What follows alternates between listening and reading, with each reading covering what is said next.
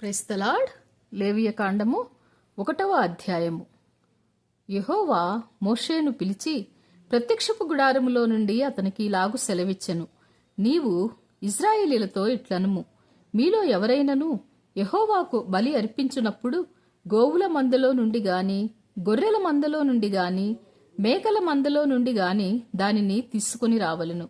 అతడు దహనబలి రూపముగా అర్పించున్నది గోవులలోనిదైన ఎడల నిర్దోషమైన మగదానిని తీసుకుని రావలెను. తాను యెహోవా సన్నిధిని అంగీకరింపబడినట్లు ప్రత్యక్షపు గుడారము యొక్క ద్వారమునకు దానిని తీసుకొని రావలెను. అతడు దహనబలిగా అర్పించు పశువు తల మీద తన చెయ్యి ఉంచవలెను. అతని నిమిత్తము ప్రాయశ్చిత్తము కలుగునట్లు అది అతని పక్షముగా అంగీకరింపబడును. అతడు యెహోవా సన్నిధిని ఆ కోడెదూడను వధించిన తరువాత యాజకులైన అహరోను కుమారులు దాని రక్తమును తెచ్చి ప్రత్యక్షపు గుడారము ఎదుటనున్న బలిపీఠము చుట్టూ ఆ రక్తమును ప్రోక్షింపవలెను. అప్పుడతడు దహనబలి రూపమైన ఆ పశు చర్మమును ఒలిచి దాని అవయవములను విడదీసిన తరువాత యాజకుడైన అహరోను కుమారులు బలిపీఠము మీద అగ్ని ఉంచి ఆ అగ్ని మీద కట్టెలను చక్కగా పేర్చవలెను. అప్పుడు యాజకులైన అహరోను కుమారులు ఆ అవయవములను, తలను, క్రొవ్వును బలిపీఠము మీద ఉన్న అగ్ని మీద కట్టెలపైన చక్కగా పేర్చవలెను. దాని ఆంత్రములను, కాళ్లను నీళ్లతో కడుగవలెను. అది యెహోవాకు ఇంపైన సువాసన గల దహన బలియగునట్లు యాజకుడు దానినంతయు బలిపీఠము మీద దహింపవలెను. దహనబలిగా అతడు అర్పించున్నది గొర్రెల యొక్క గాని, మేకల యొక్క గాని మందలోనిదైన ఎడల అతడు నిర్దోషమైన మగదాన్ని తీసుకొని వచ్చి బలిపీఠపు ఉత్తర దిక్కున యెహోవా సన్నిధిని దానిని వధింపవలెను. యాజకులగు అహరోను కుమారులు బలిపీఠము చుట్టూ దాని రక్తమును ప్రోక్షింపవలెను.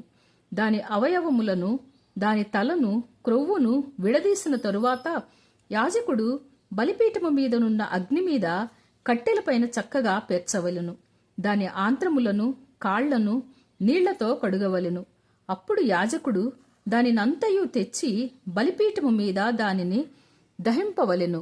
అది దహనబలి, అనగా యెహోవాకు ఇంపైన సువాసన గల హోమము.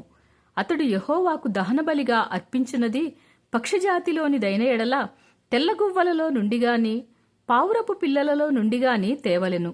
యాజకుడు బలిపీఠము దగ్గరకు దాన్ని తీసుకుని వచ్చి దాని తలను త్రుంచి బలిపీఠము మీద దాన్ని దహింపవలెను.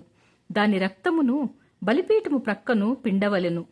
మరియు దాని మలముతో దాని పొట్టను ఊడదీసి బలిపీఠము తూర్పు దిక్కున బూడిదను వేయి చోట దానిని పారవేయవలెను.